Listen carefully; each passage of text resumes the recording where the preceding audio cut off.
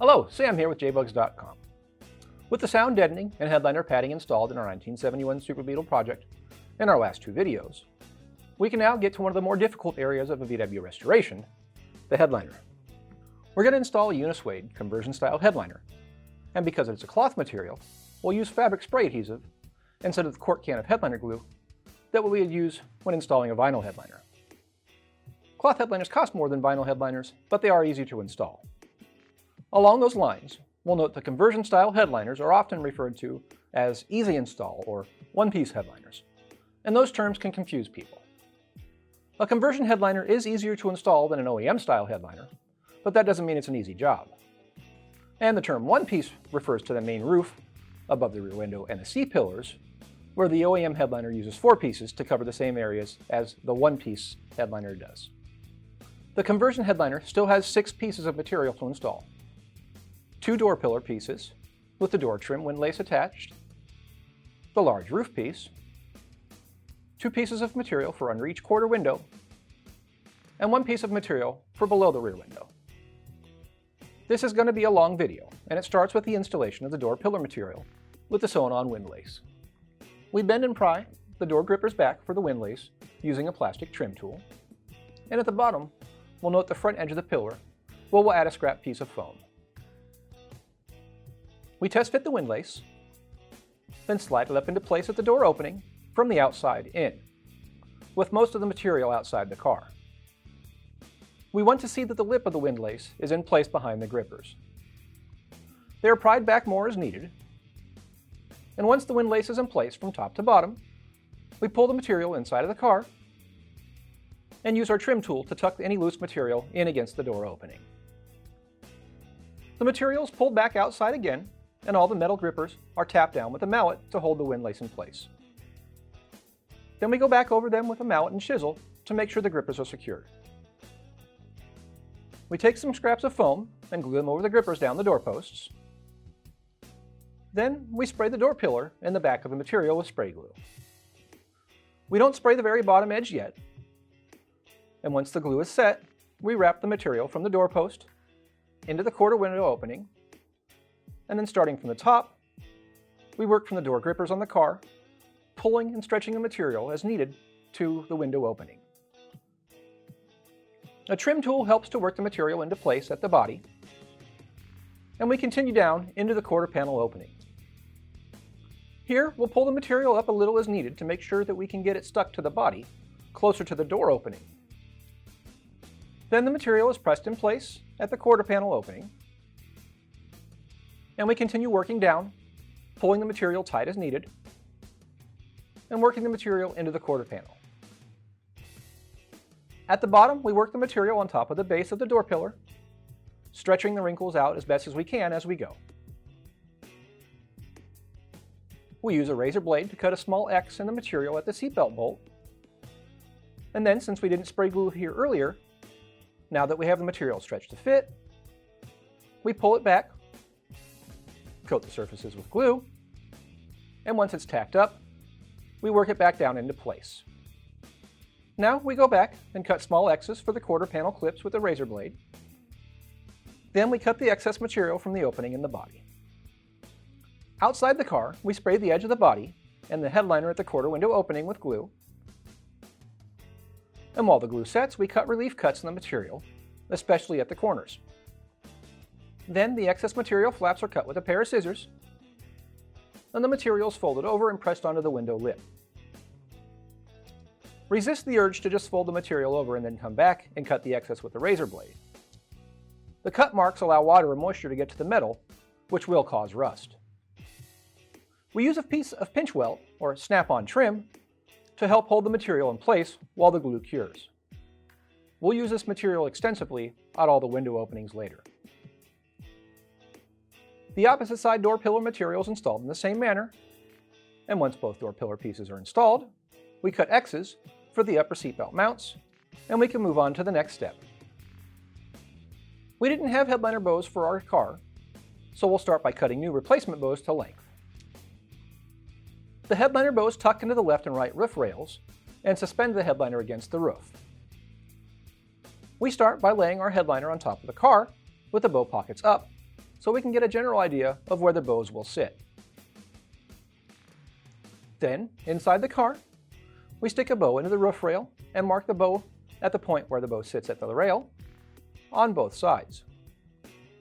We pull the bow and note how far the bow stuck past our mark where it was stuck into the rail. Add that length to the mark at the opposite side, and we cut the bow to length. Once all the bows are cut, they're fed through the bow pockets on the headliner, and we install bow caps on either end. The caps help prevent metal-to-metal contact against the roof, and once they're on, the headliner is bundled up with the 6 bows together and brought inside the car.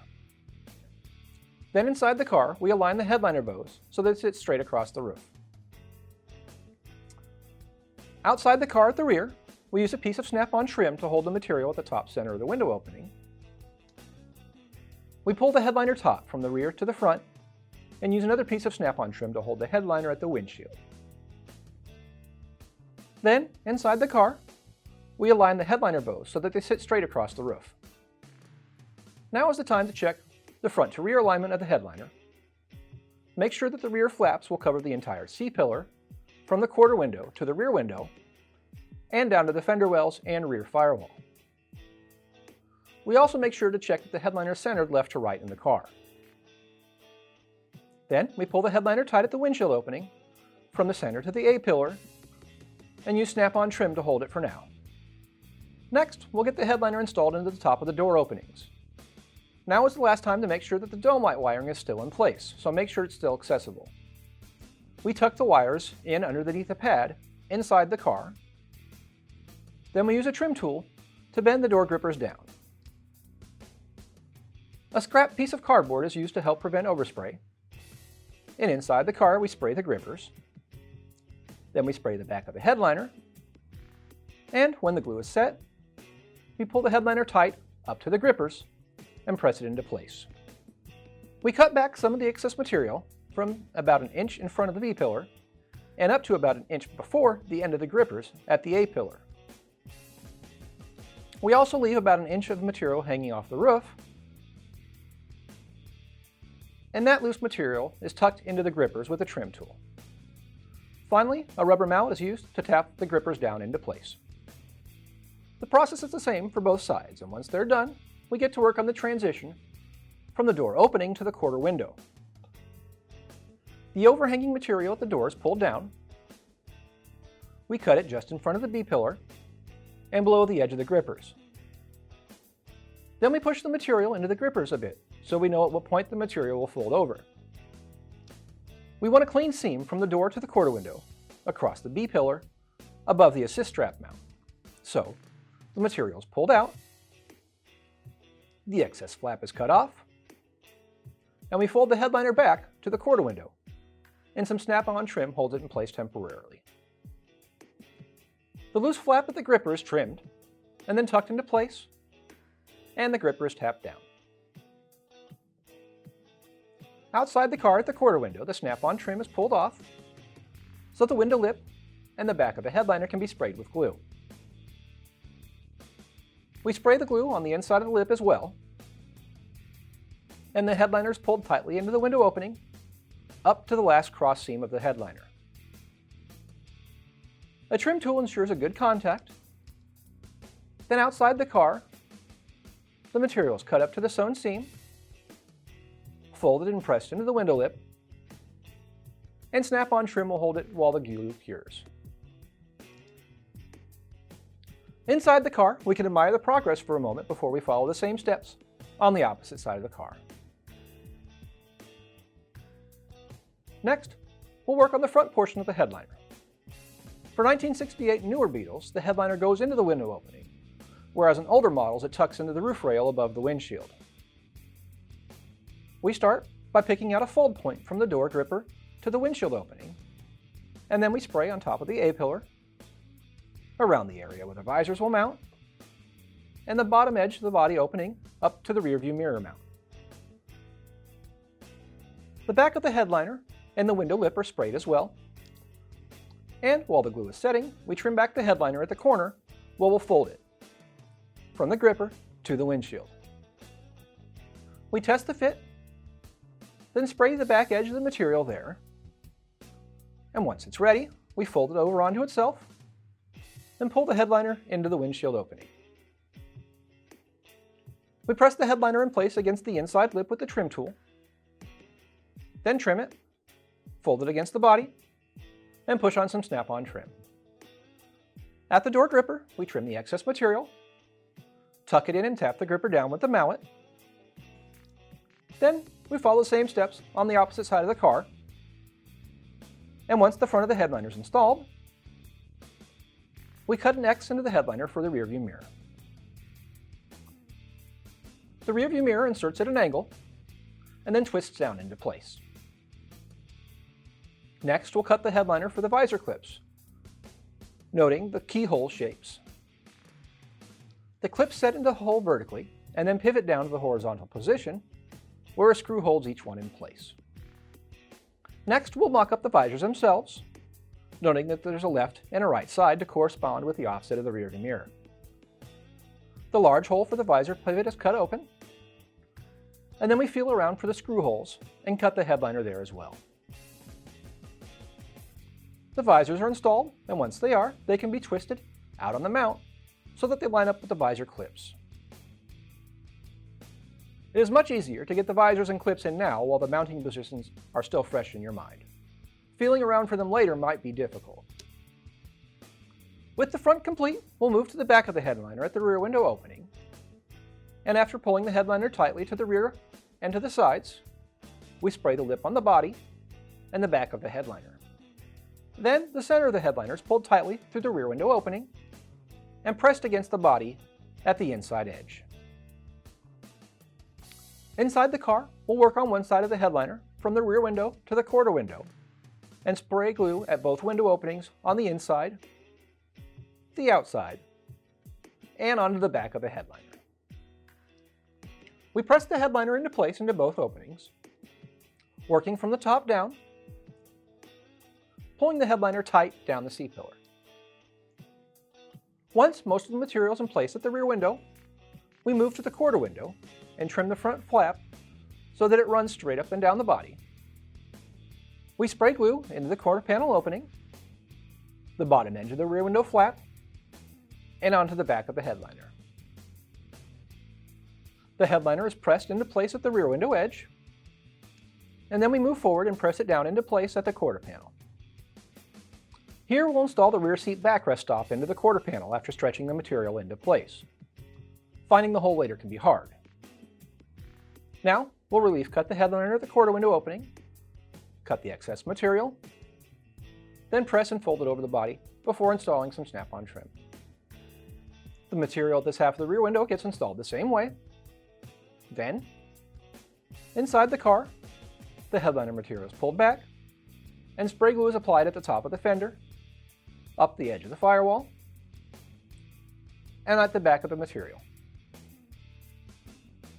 When the glue is tacky, we work the material into place along with the edge of the fender well and up the firewall.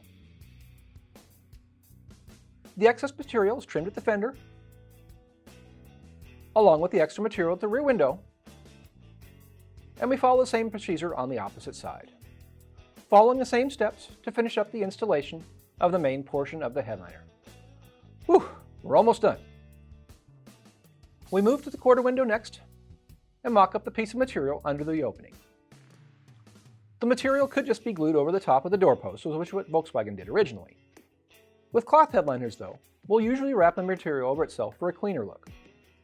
So we spray some glue on the body and the areas where the lower piece of material will overlap at the front and rear, and we spray the edge of the material and fold it over and glue it to itself. The material is mocked up again, and we mark the back edge. Trim the material just past the mark, spray the back side, and fold it over to finish the back edge. We spray the back of the material and set it in place in the body, and then we press it into place at the quarter window edge and down into the quarter window opening. The excess material is trimmed off. We cut X's in the material for the quarter panel clips.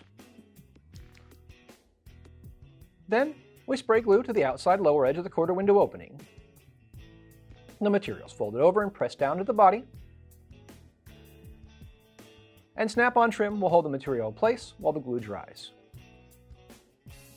These same steps are repeated on the opposite side quarter panel.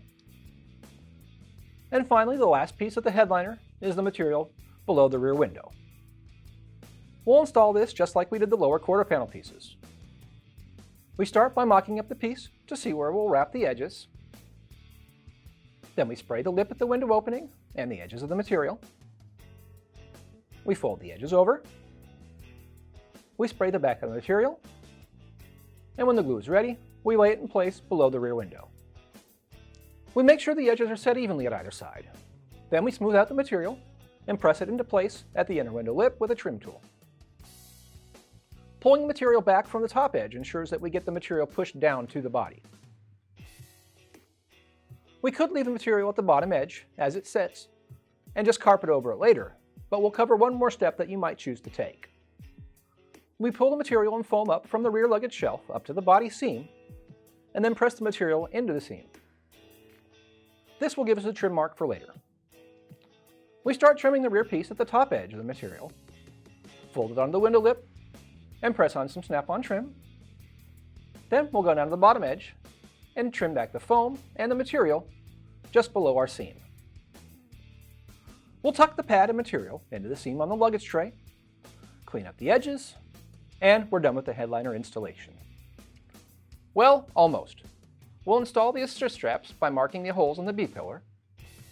Then we insert the screws through the mounting bracket and through the strap. We screw the bracket to the B-pillar, and then we slide the coat hook cover over the back of the bracket. Note that the back lip needs to be in place behind the top of the bracket before it's clipped in place to the bottom of the bracket. We'll also temporarily install our dome light. So we cut a hole across the center of the opening. We make sure that our wires are still in place, and if you were hooking them up, the red wire goes to the single side terminal, and the brown wires go to the terminals at the switch side.